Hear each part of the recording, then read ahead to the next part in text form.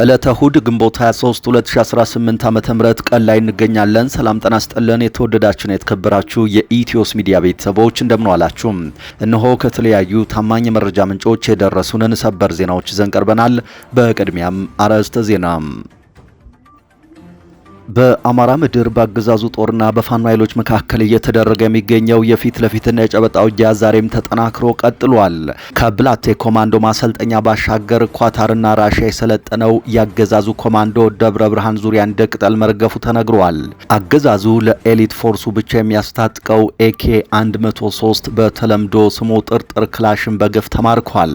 በተጨማሪም ለጠቅላይ ሚኒስትሩና ለከፍተኛ ባለስልጣናት መታጀቢያ በውድ ዋጋ የተገዛው የረጅም ርቀት ስናይፐር ወይም ሹተር በፋኖ እጅ መግባቱም ተረጋግጧል።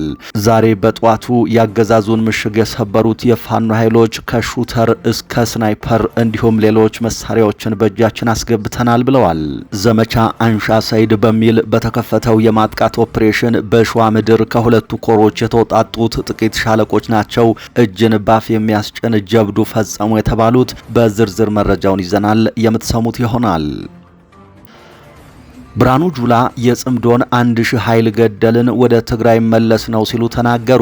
በወሎና ዋገምራ በኩል ተወረርን የሚሉት ብርሃኑ ጁላ እየታገልን ያለነው መንግስት አልባና ስርዓት አልበኛ ሀገር እንዳይሆን ነው በማለት አክለዋል። ጽምዶ ከተሰኘው ኃይል ጋር በተያያዘ የመከላከያ ሰራዊቱ አዛዦች በየአዳራሹና ባገኙት አጋጣሚ ሁሉ የሚያቀርቡት ንግግር እንደቀጠለ ይገኛል። ከዚህ መካከል በጽምዶ ኃይሎች ተወረርን ሲሉ ብርሃኑ ጁላ የተናገሩትም ይገኝበታል። በዝርዝር ያዝነው ሌላኛው መረጃችን ነው። ቆየት ብላችሁ ተሰሙታላችሁ። የኦነግ ጦር የኢትዮጵያና ጅቡቲን ወሳኝ መተላለፊያ መዝጋት መቻሉን ገለጸ።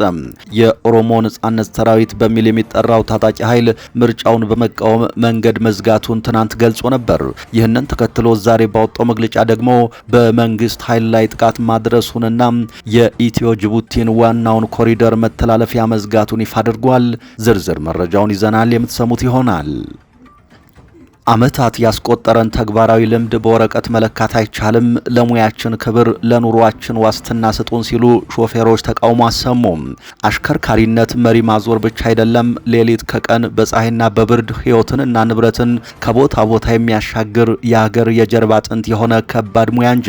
ዛሬ ግን ይህ የዕለት ተዕለት ድካማችንና ለሀገር የምናበረክተው አስተዋጽኦ ተረስቶ በነባር አሽከርካሪዎች ላይ የተጫነው አዲሱ የብቃት ምዘና ፈተና በብዙዎች ና የስራ ዋስትና ላይ ትልቅ ስጋት ደቅኗል ሲሉ አሽከርካሪዎች ተቃውሟቸውን እያሰሙ ነው። ይህንን አሰራር በጥብቅ የምንቃወምባቸውና ድምጻችን እንዲሰማ የምንጠይቅባቸው ዋና ዋና ምክንያቶችም እነዚህ ናቸው ሲሉ ይፋ ያደረጓቸው ነጥቦች አሉ። በዝርዝር ተሰሙታላችሁ። ክቡራትና ክቡራን ቆይታችሁን ከኛ ጋር ካደረጋችሁ እነዚህንና ሌሎችን መረጃዎች ቀጥለን በዝርዝርና በትንታኔ ወደ እናንተ እናደርሳለን። በየቀኑ የምንለቃቸው አዳዲስ መረጃዎች በፍጥነት እንዲደርሷችሁ ኢትዮስ ሚዲያን ሰብስክራይብ ማድረጋችሁን እርግጠኛ ሁኑ። አሁን በቀጥታ ወደ ዝርዝር መረጃው።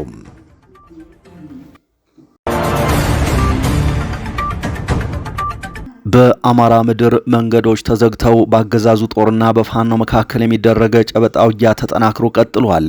ከብላቴ ኮማንዶ ማሰልጠኛ ባሻገር ኳታርና ራሽያ የሰለጠነው የአገዛዙ ኮማንዶ ኃይል ደብረ ብርሃን ዙሪያ ላይ እንደ ቅጠል ረግፏል ተብሏል። አገዛዙ ለኤሊት ፎርሱ ብቻ የሚያስታጥቀው ኤኬ 103 በተለምዶ ስሙ ጥርጥር ክላሽም በገፍ ወደ ፋኖ ካዝና ገብቷል። ጠቅላይ ሚኒስትሩና ከፍተኛ ባለስልጣናት የሚታጀቡበት በውድ መሳሪያ የሚገዛው የረጅም ርቀት ስናይፐር ወይም ሹተርም በፋኖ እጅ መግባቱ ተረጋግጧል። እና ጅሬ በጠዋቱ ያገዛዙን ምሽግ ንደው ከሹተር እስከ ስናይፐር መማረካቸውን ነው ያደረጉት። ዘመቻ አንሻ ሰይድ በሚል በሸዋ ከሁለቱ ኮሮች የተውጣጡት ጥቂት ሻለቆች ናቸው እጅን ባፍ የሚያስጭል ገድል ፈጸሙ የተባሉት። ራሱን ጥምር ጦር ብሎ የሚጠራው ያገዛዙ ቀይ ቦኔት ለባሽ ኮማንዶ የአማራ አድማ ብተናና የአማራ ሚሊሻ እንደ ቅጠል ረግፏል የተባለው በአፋብን ሸዋ ጠቅላይ ግዛት አሳምነው እዝ ዛሬ እሁድ ከማለዳ 11 ሰዓት ጀምሮ ከሁለቱ ኮሮች በተውጣጡ ጥቂት ሻለቆች በደብረ ብርሃን ከተማ ዙሪያ እያካሄደ ባለው ጠንካራ ኦፕሬሽን ያገዛዙ ሪፐብሊካን ጋርዶችን ጨምሮ በርካታ የጥምር ኃይሉ አባላት እንደ ቅጠል መርገፋቸው ተሰምቷል። በዚህ አስደማሚ መብረቃዊ ኦፕሬሽን ዘመናዊ ሹተርን ጨምሮ ያገዛዙ ጥርጥር ክላሽ ወደ ፋኖ ካዝና እየገባ ይገኛል። የአማራ ፋኖ ሰራዊት የአውደ ውጊያ አድማሱን አስፍቶ በደብረ ብርሃን ዙሪያ እያካሄደ ባለው የተቀናጀ ውጊያ በአይነቱ ለየት ያለ ድል እየተጎናጸፈ መሆኑን ይፋ አድርጓል። በዚህም በርካታ የአየር ወለድ ኮማንዶ አባላትና የጥምር ጦሩ አባላት አስክሬን በአራት አምቡላንሶች ወደ ደብረ ብርሃን ሲገባ መመልከታቸውን የአካባቢው ምንጮች ተናግረዋል። በሌላ የደፈጣ አውደ ውጊያ የአፋብን ሸዋ ጠቅላይ ግዛት አሳምነው እዝ አጼ ዘርዓ ያዕቆብ አንደኛ ኮር 7 ለ70 ክፍለ ጦር በትናንትናው ዕለት ከምሽቱ 12 ሰዓት ከአጣየ ከተማ ተነስቶ ወደ ጨፋ ሲጓዝ የነበረ ሚሊሻ የጫነ ተሽከርካሪ ላይ ጥቃት ሰንዝሯል።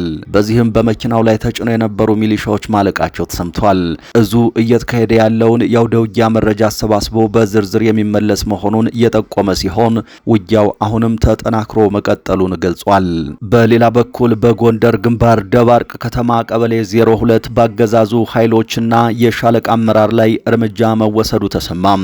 የአፋብን 208ኛ ኮር ባገዛዙ 53ኛ ክፍለ ጦር አመራር ሻለቃ ብርሃኑ ሀብቴ ላይ እንዲሁም በሶስት አጃቢዎቹ ላይ በወሰደው ድንገተኛ እርምጃ ሁሉም መሸኘታቸውን የተነገረው ከምሽቱ 3 ሰዓት ላይ በተፈጸመ ጥቃት እርምጃ የተወሰደባቸው እነዚህ ያገዛዙ ወታደሮችና አመራር አስከሬን በደባርቅ ከተማ በሚገኘው ቅድስት አርሴማ ቤተክርስቲያን ስርዓተ ቀብራቸውም ተፈጽሟል። ከክስተቱ በኋላ በነበረው ሁኔታ የዓይን እማኞች እንደገለጹት ያገዛዙ ኃይሎች በአካባቢው ማህበረሰብ ላይ ከፍተኛ ጫና አሳድረዋል። በተለይ የሟቾቹን መቃብር በቅድስት አርሴማ ቤተክርስቲያን በሚያዘጋጁበት ወቅት የአካባቢው ነዋሪዎች ወጥተው እንዳያዩ ቤታቸውን ዘግተው ብቻ እንዲቀመጡ ቀጭን ትዕዛዝ እንደተሰጣቸው አስረድተዋል።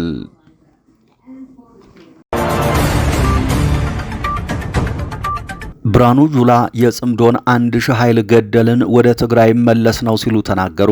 በወሎና ዋገምራ በኩል ተወረርን የሚሉት ብርሃኑ ጁላ እየታገልን ያለነው መንግስት አልባና ስርዓት አልባ ሀገር እንዳንሆን ነው በማለትም አክለዋል። ጽምዶ ከተሰኘው ኃይል ጋር በተያያዘ የመከላከያ ሰራዊቱ አዛዦች በየአዳራሹና ባገኙት አጋጣሚ ሁሉ የሚያቀርቡት ንግግር እንደቀጠለ ይገኛል። የብልጽግናው አገዛዝ በሐሳብም በጠመንጃም የሚታገሉትን ኃይሎች ለመፈረጅ የሚሽቀዳደምበት መደብ የባንዳ ተላላኪ የሚል ነው። አትግደሉን ያሉ ወጣቶችን ባንዳ ብሏል። ነዳጅ ተወደደ ያሉ ዜጎችን ባንዳ ያለው በሚኒስትር ደረጃ ነው። የእርስ በርስ ጦርነት በቃ፣ ደሞዝ ቀረብኝ፣ ሳይበሉ መብላት ቸገረኝ፣ ኑሮ ተወደደብኝ ያሉትን ሁሉ ባንዳ የሚል ምላሽ ሰጥቷቸዋል። የሀገሪቱን ሉዓላዊነት አስከብር፣ የባንዳ ተላላኪ ወዘተ የብልጽግና የተለመዱ ምላሾች ናቸው። የሆነ ሆኖ ከቅርብ ጊዜ ወዲህ ደግሞ ጽምዶ የተሰኘው ጥምረት ባገዛዙ መንደር ሌላ ስጋትን የፈጠረ ጉዳይ ስለመሆኑ ከሚሰጡ ምላሾች መረዳት ይቻላል። በእርግጥ ይህን ጥምረት በተመለከተ በአንዳንድ ኃይሎች በኩል የህዝብ ለህዝብ ግንኙነት ነው ከሚለው ውጭ የተብራራ ማብራሪያ ሲቀርብ አልተስተዋለም። በዚህም ተባለ በዛ ግን እንዲህ ያሉ ጥምረቶች ይፈጠሩ ዘንድ አስገዳጅ ነባራዊ ሁነቶችን የፈጠረው የ4 ኪሎ አገዛዝ አሁን የውግዘት መግለጫውን በጀነራሎቹ በኩል ይዞ ብቅ እያለ ነው። ተረኛውም ፊልድ ማርሻል ብርሃኑ ጁላ ሆነዋል። ብርሃኑ ጁላ አገዛዛቸው ከሰሞኑ የደበቀው ጦርነት ላይ ስለመሆናቸው ገልጸው ምርጫውን ሊያደናቅፍ የመጣ ነው የሚሉትን አካል 1000 ሰው ኪሳራ አደረስንበት በማለት ተሰምተዋል። ይህ ተመታ ያሉትን ኃይል ደግሞ ወደ ትግራይ ገባ ሲሉ አክለው በአማራ ክልል ዋገምራና ወሎ በኩል ነው የተዋጋናቸው ሲሉም ተደምጠዋል። ከነዚህ የአማራ ክልል ቀጠናዎች በተጨማሪ በሌሎች የአማራ ክልል 10 አካባቢዎች እንዲሁም በኦሮሚያ ክልል 17 ስፍራዎችም ከሰሞኑ ዘመቻ ተከፍቶብናል በማለት ብርሃኑ ጁላ ተናግረዋል።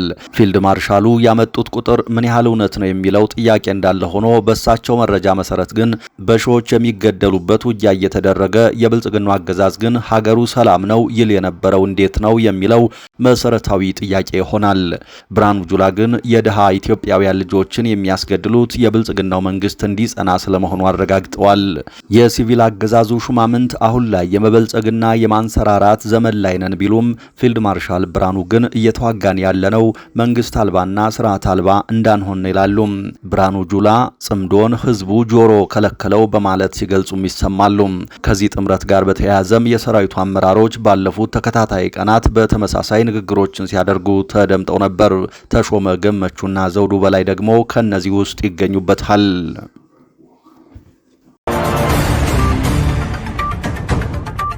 የኦነግ ጦር የኢትዮጵያና ጅቡቲን ወሳኝ መተላለፊያ መዝጋት መቻሉን ገለጸ። የኦሮሞ ነጻነት ሰራዊት በሚል የሚጠራው ታጣቂ ቡድን ምርጫውን በመቃወም መንገድ መዝጋቱን ትላንት ገልጾ ነበር። ይህንን ተከትሎ ዛሬ ባወጣው መግለጫ ደግሞ በመንግስት ኃይሎች ላይ ጥቃት ማድረሱን አስታውቋል። የኦነግ ጦር በመግለጫው በምዕራብ ሸዋ ጀልዱ ወረዳ 62 ወታደሮችን ገድሎ 50 ማቁሰሉን፣ በምዕራብ አርሲ 8 ገድሎ 10 ማቁሰሉን፣ በምዕራብ ኦሮሚያ ሆሮ ጉድሩ 45 ገድሎ 65 ማቁሰሉንና 300 የፖለቲካ እስረኞችን ማስለቀቁን፣ በምስራቅ ወለጋ በዴሳ ከተማ 65 ገድሎ 72 ማቁሰሉን እና 40 መማረኩን፣ በምዕራብ ጉጂ ደግሞ 200 እስረኞችን ማስፈታቱንና ጦር መሳሪያ መማረኩን አስታውቋል። መግለጫው አክሎም በምስራቅ ሸዋ ቦሶት አካባቢ የሚገኘውን የኢትዮጵያና ጅቡቲ ወሳኝ መተላለፊያ በመዝጋት መኪናዎች እንዳያልፉ ማድረጉን ገልጿል። በጉዳዩ ላይ አገዛዙ ይህ ዜና እስከተሰራጨበት ጊዜ ድረስ ያለው ነገር የለም።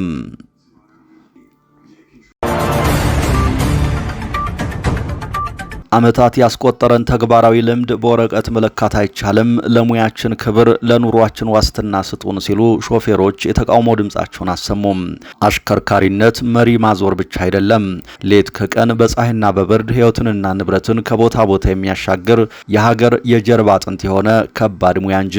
ዛሬ ግን ይህ የዕለት ተዕለት ድካምና ለሀገር የሚበረክት አስተዋጽኦ ተረስቶ በነባር አሽከርካሪዎች ላይ የተጫነው አዲሱ የብቃት ምዘና ፈተና በብዙዎች ሕይወትና የሥራ ዋስትና ላይ ትልቅ ስጋት ደቅኗል።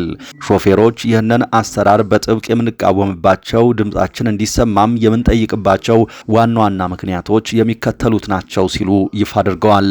አንደኛ፣ ዓመታት ያስቆጠረን ተግባራዊ ልምድ በወረቀት መለካት አይቻልም።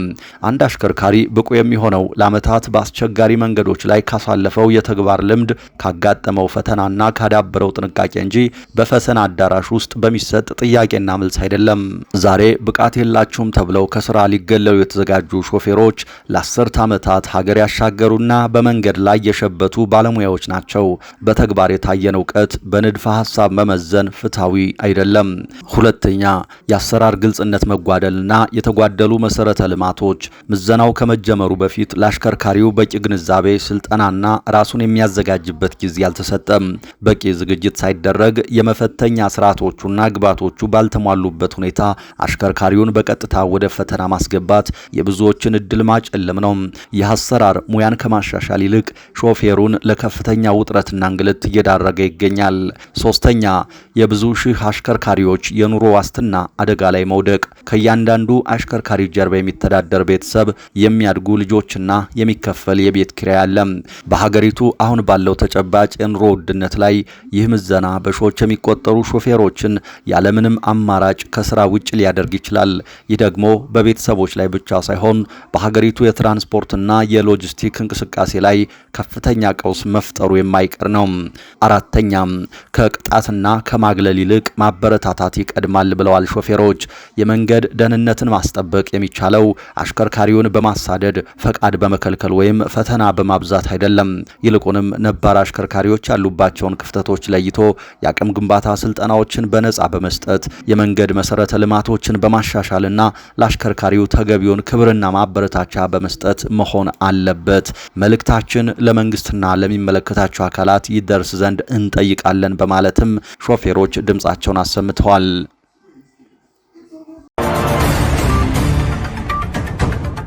በጋምቤላ ክልል ሙሉ የተሽከርካሪ እገዳ ተጣለ። በጋምቤላ ክልል ከዛሬ ጀምሮ በክልሉ ለማንኛውም ተሽከርካሪ እንቅስቃሴ የማይፈቀድና የተከለከለ መሆኑን የክልሉ ፖሊስ ኮሚሽን አስታውቋል። ከዛሬ ግንቦት 23 2018 ጧት ጀምሮ እስከ ግንቦት 25 2018 ድረስ የተለየ የይለፍ ፈቃድ ካልተሰጠው በቀር ማንኛውም የመንግስት የንግድና የግል ተሽከርካሪ፣ ባለሶስት እግር ተሽከርካሪ ባጃጆችና ሞተር ሳይክሎችን ጨምሮ በሙሉ እንቅስቃሴ እንዲያቆሙ የተወሰነ ሲሆን ይህንን መመሪያ ተግባራዊ በማያደርጉ አሽከርካሪዎች ላይ ጥብቅ የሆነ ሕጋዊ እርምጃ የሚወሰድባቸው መሆኑን የክልሉ ፖሊስ ኮሚሽን ይፋ አድርጓል። ከግንቦት 23 ቀን 2018 እስከ ግንቦት 25 2018 ዓ.ም በልዩነት የተፈቀደላቸው ለድንገተኛ ስራ ብቻ የሚንቀሳቀሱ የመብራት ኃይል፣ የቴሌኮሙኒኬሽንና አምቡላንሶች ሲሆኑ የይለፍ ወረቀት መያዝና ሲጠየቁ የማሳየት ኃላፊነትና ግዴታ እንዳለባቸውም ተገልጿል።